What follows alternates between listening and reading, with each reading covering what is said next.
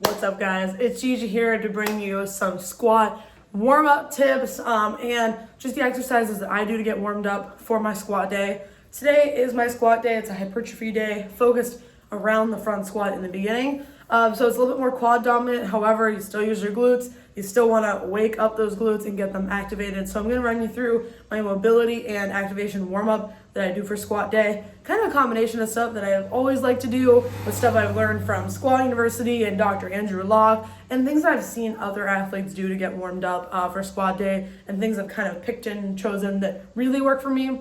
I always advise people to check out people's warm-ups, try different things and figure out what works for you, what actually gets you moving, what makes your muscles feel good. And if you have imbalances like ankle mobility issues or hip mobility issues, working around those things is super important. So customize your warm-up to you. No warm-up has to be the same every single day. I have like a set warm-up that I like to do that I kind of add and subtract things as needed. So with that being said, let's check out the exercises. All right, guys, so starting off the warm-up, I really do believe that there's a proper order for warm-up. I think that you should always activate before you mobilize and then go through your warm-up sets. But yet here I am just kind of wiggling around. The first few minutes of this warm-up, I was just feeling a little bit stiff in my lower back and around my hips. So I'm just doing some leg swings. This is a really great thing to do directly before any of your squats or deadlifts, just to try to get some movement and blood flow in through your hamstrings, in through your calves, in through your hips, and try to just work out any tightness that could be occurring from the low back down all the way into your calves. So not a necessary thing, but definitely a nice little thing to do to get yourself warmed up, especially if you don't start off with cardio. Because I'm in strongman, I don't really start with cardio unless I have conditioning at the beginning of my workout specifically. But for this day, I started with strength. These little things are called elephant walks. It's something I learned from the knees over toes guy, just getting a little bit of stretch in your hamstrings. And then because I'm doing a barbell back squat and front squats today, upper back mobility, upper back stability, and thoracic mobility / stability are super important. So I wanted to make sure my upper back was actually warmed up. Some of these things are just basic little movements that you could do for really any day, upper body, lower body, full body, even before conditioning, trying to get blood flow into the joints.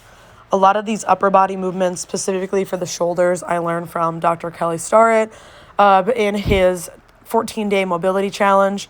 I'm literally just cycling my arms, like circling one forward, one backwards, cycling them forward, cycling them back. This is excellent to do before bench day, before overhead press day, literally before any workout.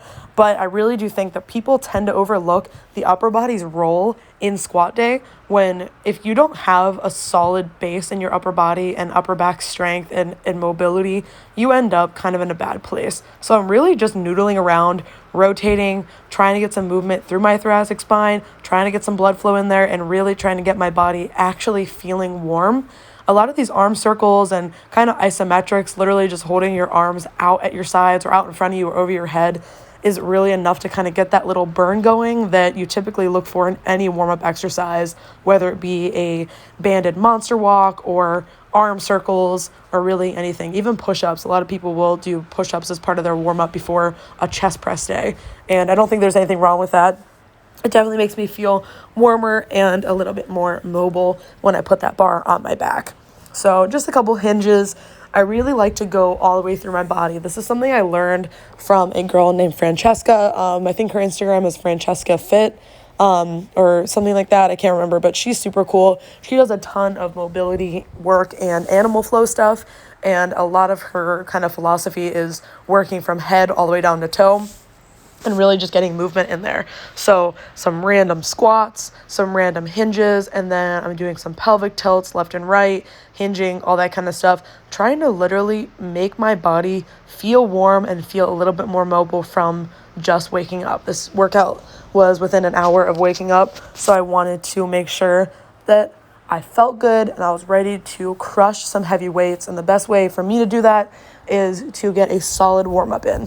I always end up having a better workout, and I think that this is a step that a lot of people skip that you shouldn't, And kind of doing these things also just makes you more body aware. You're able to know when you're hip shifting, when you're tilting your hips, posterior tilt versus anterior tilt. It's all super important. And I think the more aware you are about your body, the better you're going to be in any performance of any sport, whether it be a strength sport or a team sport or whatever.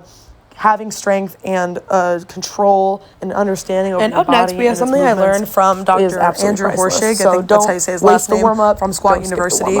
Essentially, what you're doing is just grabbing a plate, dropping down into squat, and moving from side to side. I'm really trying to get a good stretch in the ankle.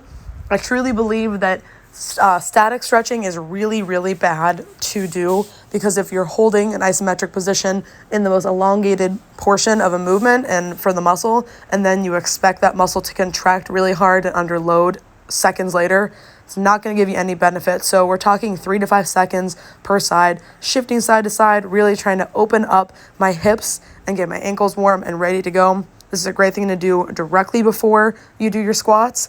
And I just have some really tight hip flexors. So this is something I learned from Bob and Brad, the two physical therapists that are super funny on YouTube. Holding for 90 seconds per side. These clips are sped up, by the way, so do not rush your warm up and rush through it as fast as this video is going. I'm just trying to make it not boring.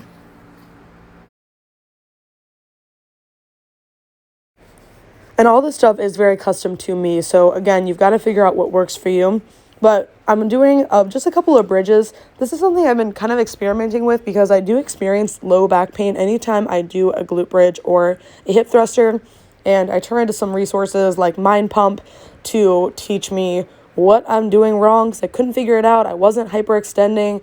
I was squeezing my glutes. I was in a good position. But I think that part of it was flattening my back at the bottom. So what you'll see here with these bridges is flattening my back and then bringing my butt up, squeezing my glutes. And another good trick is putting something between your knees to squeeze and get your adductors involved.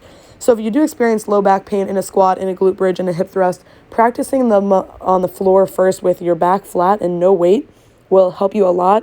And I will link in the description below the video that really helped me reduce my low back pain with any kind of glute movement. Moving forward, just some single leg work. This is kind of part of that activation sequence that I was talking about. I think that activation is really important of the glutes before you go into mobility. But in this warm up, I'm kind of all over the place. And this activation, single leg bridge, just trying to get each glute to really squeeze and contract and engage individually. I think it's super helpful to wake up the glutes and just get your body moving. Then we'll move on to the McGill Big 3. Again, I will share a few links in the description for how to do this properly and mistakes people do. I'm not going to get into it too much just because I'm truly not an expert on the Big 3. However, I do try to do it as often as possible, and especially on strength days. Essentially, all you've got is a curl up, which is just like a crunch where you're trying to fold your body over your rib cage, really get a good squeeze, and I was really focusing on my breathe and brace here. And then you'll have a side plank and a bird dog.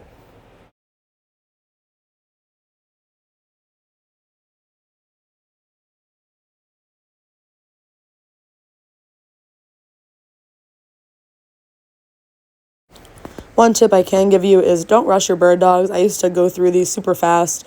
Try to get a really good squeeze of your glute. Try to make sure that you've got a neutral spine and hold that top position with your opposite arm and leg extended for about 2 to 3 seconds. Some people hold even longer. They'll hold for 6 to 8 seconds. And I honestly was rushing through this a little bit because I was recording, but don't rush it. Take your time. Most people recommend anywhere from 6 to 10 reps per side. And make sure you're just being aware. Make sure that your back is flat. You should be able to put a plate across your back and squeeze your glutes. Have a nice tight core.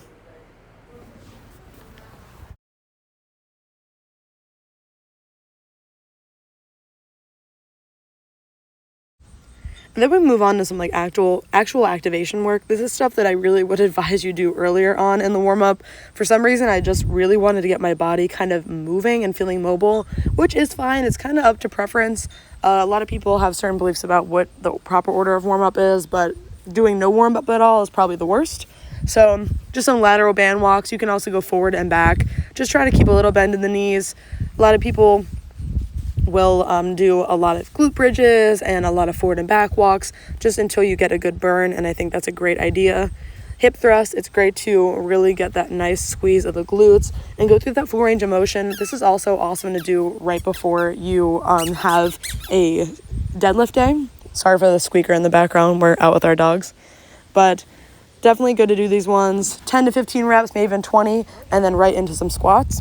And then we're moving forward into my actual squat warm-up. My strength of the day work was for front squats, but I warmed up with the back squat first, trying to get that full range of motion, getting used to that bar on my back. And I kept the band on just for some tactile feedback to remind myself to drive my knees out, keep my chest up. And here we are in the warm-up set with the empty bar. I always advise that you start with an empty bar and then incrementally work your way up.